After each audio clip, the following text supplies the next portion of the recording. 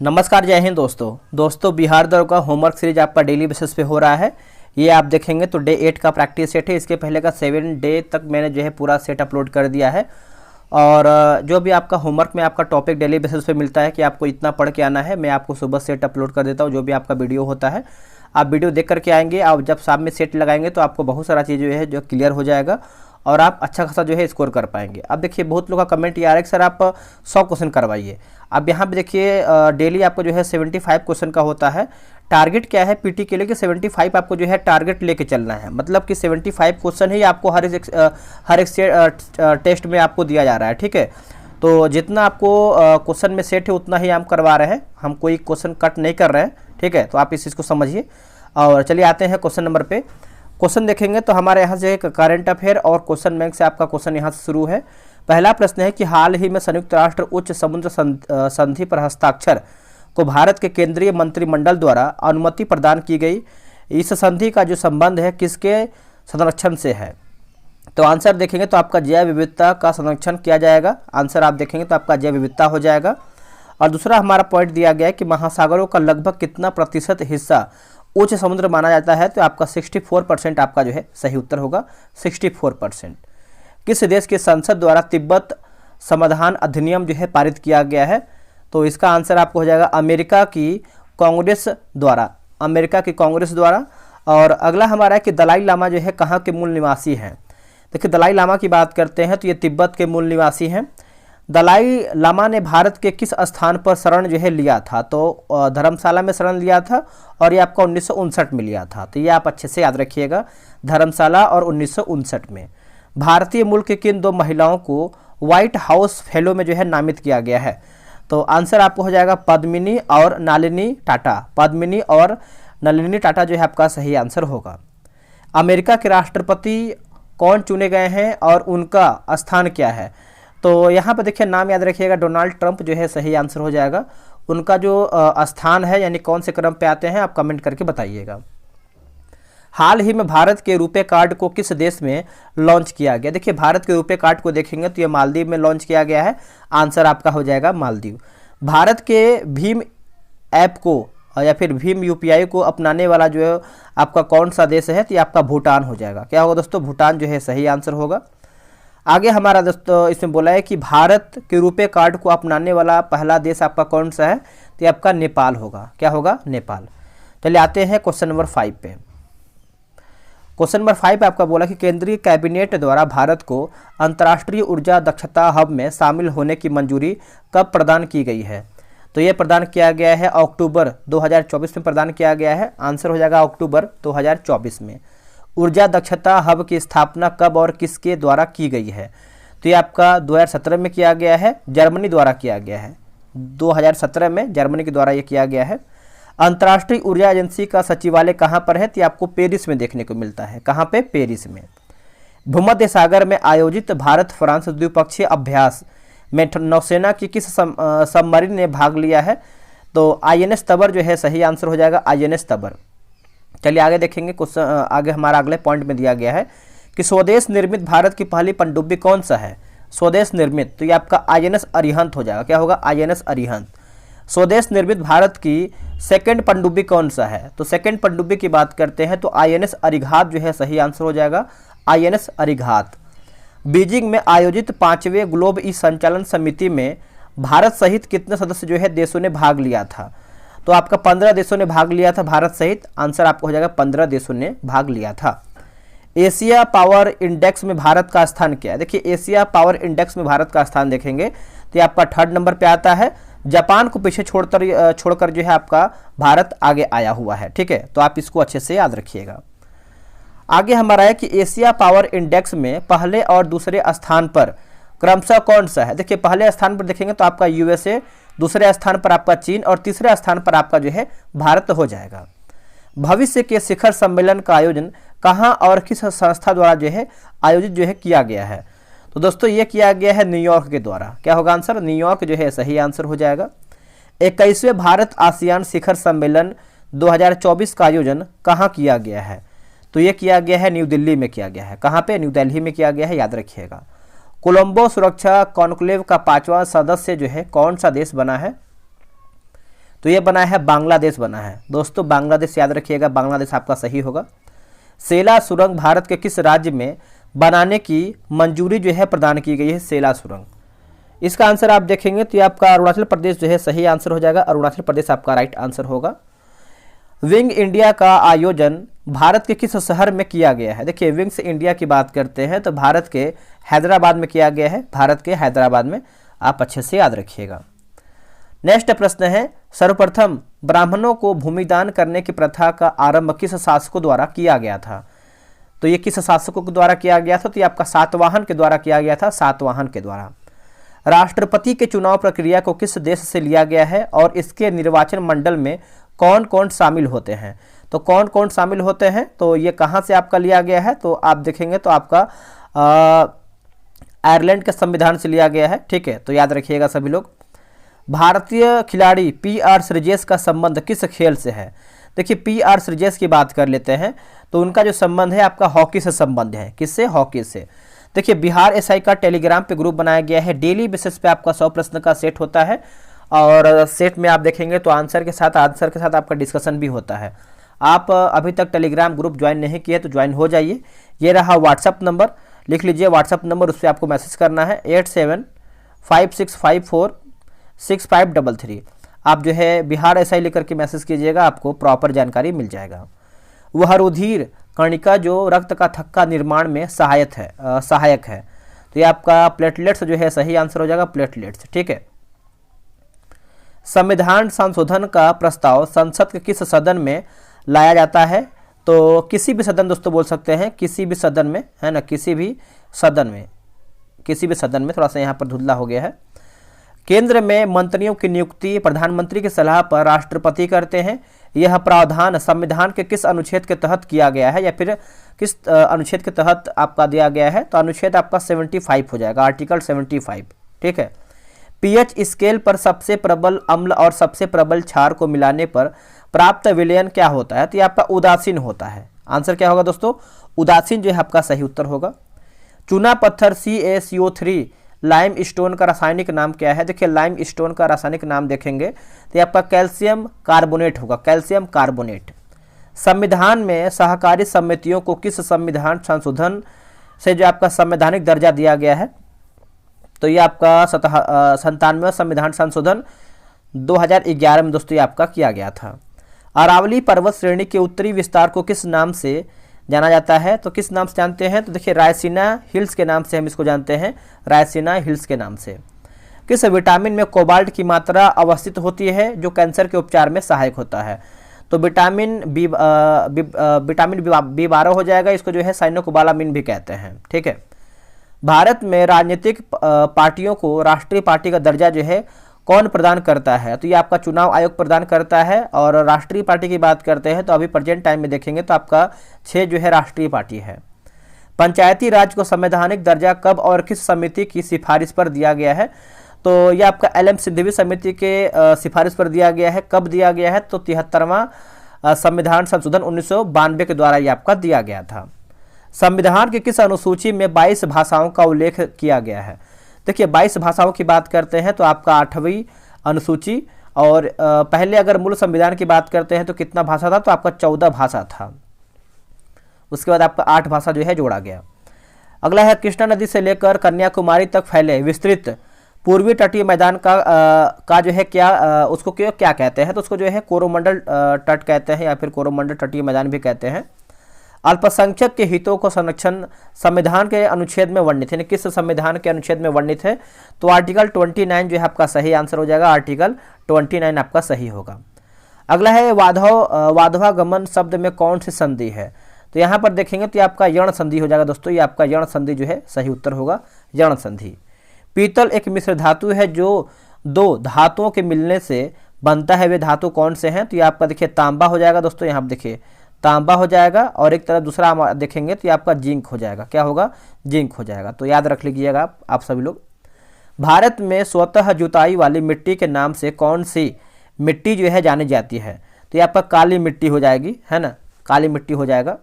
ठोस अवस्था का द्रव्य अवस्था से गुजरे बिना सीधे गैस में परिवर्तन हो जाना क्या कहलाता है? क्या कहलाता है? तो इसको जो है हम आयनीकरण कहते हैं। क्या कहते हैं? आयनीकरण। आंसर आपको हो जाएगा आयनीकरण।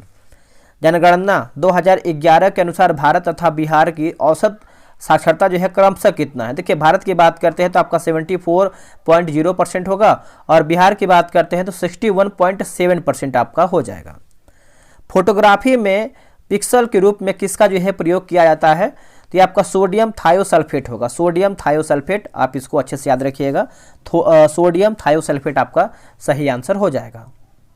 अब यहाँ से देखेंगे, देखिए आपका जियोग्राफी, उसके बाद आपका हिस्ट्री, पॉलिटी और स्टैटिक जीके, जितना भी ये आपका टॉपिक है मैंने आपको होमवर्क के तौर पर मैंने करवा दिया था, उसी से आपके सब जो है क्वेश्चन बनाया गया है। जैसे बोला कि सही सुमेलित करके बताना है। देखिए, गलवान घाटी की बात करते हैं तो ये आपका लद्दाख हो जाएगा। कलर चेंज करें ताकि आपको क्लियर दिखे। गलवान घाटी आपका लद्दाख होगा। और लाहौल घाटी की बात करते हैं तो ये आपका हिमाचल प्रदेश हो जाएगा। नलांग घाटी की बात करते हैं तो उत्तराखंड होगा। ये जो आपका जुकू घाटी है ये आपका नागालैंड हो जाएगा। अगला है कुल्लू घाटी किन दो पर्वत श्रेणियों के बीच अवस्थित है? तो ये आपका देखिए पीर पंजाल और धौलाधर हो जाएगा। पीर पंजाल और धौलाधर जो आपका सही उत्तर होगा। आलिया वेट द्वीप किस नदी के मुहाने पर अवस्थित है? देखिए, आलिया वेट समूह की बात करते हैं यानी मुहाने की बात करते हैं तो ये आपका आंसर जो है नर्मदा नदी जो है सही आंसर हो जाएगा, नर्मदा नदी। ठीक है। लक्षद्वीप को मिनिकाय द्वीप से कौन सा चैनल जो है अलग करता है? लक्षद्वीप को मिनिकाय से बात करते हैं तो ये आपका 9 डिग्री चैनल जो है सही आंसर हो जाएगा, 9 डिग्री चैनल। कौन सी नदी हजारीबाग पठार को रांची के पठार से अलग करती है? देखिए, हजारीबाग पठार से रांची के पठार से अलग करता है तो ये आपका छोटा नागपुर पठार जो है सही आंसर हो जाएगा, छोटा नागपुर पठार। अगला कि थाल घाट, भोर घाट और पाल घाट दर्रा किस पर्वत श्रेणी में अवस्थित है? देखिए, पर्वत श्रेणी की बात करते हैं तो आपका पश्चिमी घाट पर्वत श्रेणी जो है सही आंसर हो जाएगा, पश्चिमी घाट पर्वत श्रेणी। ब्रेल और बराइल पहाड़ी का विस्तार पूर्वोत्तर के किन 3 राज्यों में है? तो पूर्वोत्तर के 3 राज्यों में देखेंगे तो देखिए पहले आप हो जाएगा नागालैंड, असम, मणिपुर और चौथा देख लेंगे तो आपका मेघालय जो है आपका सही आंसर हो जाएगा। चलिए आगे देखेंगे। अगला है कि भारत में अवनालिका अपर्दन से है ना, अपर्दन से पीड़ित पठार कौन सा है? तो ये आपको हो जाएगा मालवा का पठार जो है सही आंसर हो जाएगा, मालवा का पठार। अगला कि विश्व का सबसे ऊंचा पठार कौन सा है तथा इसकी अवस्थिति भारत के परिप्रेक्ष्य में किस दिशा की ओर है? तो तिब्बत का पठार ये आपका उत्तर में देखने को मिलता है, तिब्बत का पठार उत्तर में है। दीघा समुद्र तटीय भारत के किस राज्य में अवस्थित है? तो ये आपको जो है पश्चिम बंगाल में देखने को मिलता है, पश्चिम बंगाल में। प्रायद्वीपीय भारत के पश्चिम तट के दक्षिण छोर पर अवस्थित समुद्र तटीय मैदान कौन सा है? आंसर हो जाएगा मालाबार तट मैदान जो है सही आंसर हो जाएगा, मालाबार तट मैदान। भारत के उत्तरी मैदान का पश्चिमी भाग किस नाम से ये आपका जाना जाता है? तो पंजाब का मैदान हो जाएगा दोस्तों, पंजाब का मैदान। निम्न में से कौन सा मिलान जो है सही नहीं है? जैसे लानकला की बात करते हैं लद्दाख सही हो जाएगा, बोमडिला की बात करते हैं तो सिक्किम नहीं होगा, ये आपका अरुणाचल प्रदेश आपका हो जाएगा। बाकी माना जो है आपका हो जाएगा उत्तराखंड, माना नीति, लिपुलेख और सिपकिला की बात करते हैं तो ये आपका हिमाचल प्रदेश सही है। मेघालय के पठार के संबंध में निम्नलिखित में से कौन सा कथन सत्य है, सही हमारा क्या है? देखिए, मेघालय का पठार प्रायद्वीपीय पठार का ही विस्तार है। दूसरा देखेंगे तो मेघालय के पठार पर अवस्थित चेरापूंजी नग्न चट्टानों से ढका स्थल है और यह जो है वनस्पति लगभग नहीं के बराबर है, तो इसको आप अच्छे से याद रखिएगा। द्वितीय आंग्ल मैसूर युद्ध समाप्ति किस संधि से हुआ था? तो ये आपका हुआ था मंगलौर की संधि होगा। क्या होगा आंसर? मंगलौर की संधि। 1818 में अंग्रेजों और होलकर प्रमुख के बीच तृतीय आंग्ल मराठा युद्ध के परिणाम स्वरूप कौन सा संधि पर जो है हस्ताक्षर किया गया था? तो ये आपका मंदसौर की संधि होगा। क्या होगा? मंदसौर की संधि 1818 आपका सही होगा। आंग्ल नेपाल युद्ध जिसके शासनकाल में हुआ था वो आपका कौन सा हो जाएगा? तो आपका लॉर्ड हेस्टिंग जो है सही आंसर हो जाएगा, लॉर्ड हेस्टिंग। चलिए आगे बढ़ेंगे। अगला है निम्नलिखित में से कौन सा युग्म जो है सही सुमेलित नहीं है? जैसे हेक्टर मुनरो की बात करते हैं तो बक्सर का युद्ध सही है, लॉर्ड हेस्टिंग की बात करते हैं तो आंग्ल नेपाल युद्ध सही है, लॉर्ड वेलेजली की बात करते हैं तो चतुर्थ आंग्ल मैसूर युद्ध ये भी सही है, लेकिन लॉर्ड कार्नवालिस की बात करते हैं तो ये आपका तृतीय आंग्ल नहीं होगा, ये आपका लॉर्ड हेस्टिंग से आपका संबंधित है। ठीक है, याद रखिएगा। निम्नलिखित कथनों पर विचार करके बताइए और पूछ रहा है कि हमारा सत्य यानी सही हमारा क्या है।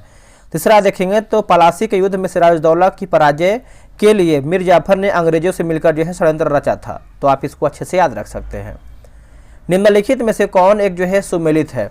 तो देखिए ऑप्शन नंबर देखेंगे तो आपका 4 जो है सही हो जाएगा। जैसे लिखा गया चतुर्थ आंग्ल मैसूर युद्ध 1799 युद्ध के मध्य में जो है, जैसे यहाँ पर ऊपर लिखा गया है टीपू सुल्तान जो है पराजित हुआ, वो युद्ध के मध्य में जो है आपका दिवंगत हुआ था। बाकी तृतीय आंग्ल मैसूर युद्ध की बात करते हैं 1790 से 92, द्वितीय की बात करते हैं तो 1780 से 84 आपका सही होगा। आगे हमारा प्रश्न है निम्नलिखित में से कौन सा कथन जो है असत्य यानी हमारा गलत क्या है। देखिए सहायक संधि का व्यापक प्रयोग जो है वेलेज़ली ने किया था, सही है। सहायक संधि की वास्तविक शुरुआत की बात करते हैं 1799 नहीं होगा, 1765 आपका हो जाएगा और यही हमारा गलत हो जाएगा, यानी इसको मैंने सही कर दिया है। सहायक संधि को स्वीकार करने वाला जो पहला राज्य था ये आपका हैदराबाद था, ये आपका सही हो जाएगा। निम्नलिखित कथन पर विचार करके बताइए। तो इसमें देखिए आपका दिया गया है सही हमारा क्या है। तो देखिए लॉर्ड डलहौजी ने व्यक्तिगत के सिद्धांत लागू करके 1848 में सतारा और 1854 में नागपुर पर जो है कब्जा कर लिया था, यह आपका जो है सही उत्तर हो जाएगा। अगला है निम्नलिखित में से किसका मिलान जो है सही है। देखिए वाणिज्यिक पूंजीवाद चरण की बात करते हैं 1757 से लेकर के 1813 और औद्योगिक पूंजीवाद चरण की बात करते हैं औद्योगिक तो 1813 से लेकर के 1858। वित्तीय पूंजीवाद की बात करते हैं तो 1848 से लेकर के 1947 आपका सही होगा। थोड़ा बहुत देखिए बाहर शोर हो रहा होगा, उसको आप इग्नोर कीजिएगा। सूर्यास्त कानून निम्नलिखित में से किससे संबंधित है। तो देखिए आपका हो जाएगा, जैसे आंसर देखेंगे दोस्तों तो जो आपका सूर्यास्त कानून है आपका अस्थायी बंदोबस्त से है, यह आपको हो जाएगा 1793। महालबाड़ी की बात करते हैं तो 1822 होगा और रैयतवाड़ी की बात करते हैं तो 1820 हो जाएगा। तो ये ऑप्शन भी याद रखिएगा साथ में। अस्थायी बंदोबस्त या फिर इस्तमरारी व्यवस्था को किसने पूरे भारत में लागू करने की अनुशंसा किया था। तो यहाँ पे देखिए आंसर थोड़ा सा ये डाउट है, बट यहाँ पर आंसर दिया गया है आरसी दत्त। ठीक है, आरसी दत्त आपका आंसर दिया गया है। कौन ब्रिटिश शासन के दौरान भारत में रैयतवाड़ी व्यवस्था के प्रारंभ किए जाने से संबंधित था या फिर थे। तो ये आपका अलेक्जेंडर रीड होगा और दूसरा देखेंगे तो आपका टॉमस मुनरो जो है आपका सही आंसर हो जाएगा, अलेक्जेंडर रीड और टॉमस मुनरो। संविधान सभा में आपात संबंधित उपबंध भारत शासन अधिनियम 1935 और डैश के संविधान से लिया गया है। देखिए वाइमर यानी वाइमर संविधान ये आपका जर्मनी से लिया गया है। कहाँ से? जर्मनी से। भारतीय संविधान में उल्लिखित स्वतंत्रता, समानता और बंधुता की संकल्पना जो है किससे प्रेरित है। तो ये आपका फ्रांसीसी क्रांति और ये आपको 1784 में हुआ था, 1784 में। तो ये आप जो है अच्छे से याद रखिएगा। भारतीय संविधान द्वारा प्रदत्त मौलिक अधिकारों के स्थगन संबंधित कार्यपालिका के अधिकारों को किस देश के संविधान से लिया गया है। तो ये आपका यूएसए यानी अमेरिका से लिया गया है, आप याद रखिएगा सभी लोग। संविधान के संरक्षक के रूप में सर्वोच्च न्यायालय का अधिकार विश्व के किस संविधान से लिया गया है। तो ये आपका यूएसए से लिया गया है, यूएसए से। भारतीय संविधान के अंतर्गत संघ और राज्यों के बीच शक्तियों का विभाजन किसकी प्रेरणा पर जो है आपका आधारित है। तो आपका जो है कनाडा जो है सही आंसर हो जाएगा, कनाडा। प्रारूप समिति का विचार कहाँ से लिया गया था और इसका जो गठन है कब किया गया था। तो ये आपका किया गया था आयरलैंड से लिया गया है, ये आप अच्छे से याद रखेंगे, आयरलैंड। संघ संविधान समिति का अध्यक्ष जो है किसने यानी किस अध्यक्षता दोस्तों किसने किया था, अध्यक्षता। तो जवाहरलाल नेहरू जो है सही आंसर हो जाएगा, जवाहरलाल नेहरू। संविधान सभा के कार्यों पर गठित समिति का जो अध्यक्ष है कौन चुना गया था। तो ये आपका आंसर हो जाएगा जवाहरलाल नेहरू जो है सही होगा। अगला है कि संविधान की मसौदा समिति ने अपना पहला मसौदा कौन से वर्ष में जो आपका प्रस्तुत किया था। तो 1948 जो है सही आंसर हो जाएगा, 1948 में। बोला कि संविधान सभा के लिए किस जानवर को प्रतीक के रूप में जो है अपनाया गया। तो देखिए प्रतीक के रूप में देखेंगे तो हाथी जो है सही आंसर हो जाएगा, हाथी। ठीक है। राष्ट्रीय ध्वज पर तदर्थ समिति के अध्यक्ष कौन थे। तो राजेंद्र प्रसाद जो है सही आंसर हो जाएगा, राजेंद्र प्रसाद। भारत में कुल बाघ अभ्यारण्य की संख्या कितनी है। भारत का सबसे नवीनतम बाघ अभ्यारण्य कौन सा है। देखिए 58 आपका टोटल हो जाएगा और नवीनतम की बात करते हैं तो आपका माधव हो जाएगा। भारत का पहला बाघ रिजर्व किसे जो है घोषित किया गया है। तो जीएम कॉर्बेट को बनाया गया है। भारत का सबसे बड़ा बाघ रिजर्व कौन सा है, कौन सा है और किस राज्य में अवस्थित है। तो आपका नागार्जुन श्रीशैलम जो है आपका सही आंसर हो जाएगा। तो दोस्तों वीडियो कैसा लगा है कमेंट करके बताइएगा, और क्या आपको ये सब क्वेश्चन याद हुआ है या फिर नहीं हुआ है अभी कमेंट करके बताइएगा। आप लोगों ने कितना प्रश्न सही किया है। वैसे तो मैंने आंसर पूरा लिख ही दिया था, ठीक है, तो चलिए मिलते हैं एक नई वीडियो में। आज के लिए इतना ही। जय हिंद, जय भारत।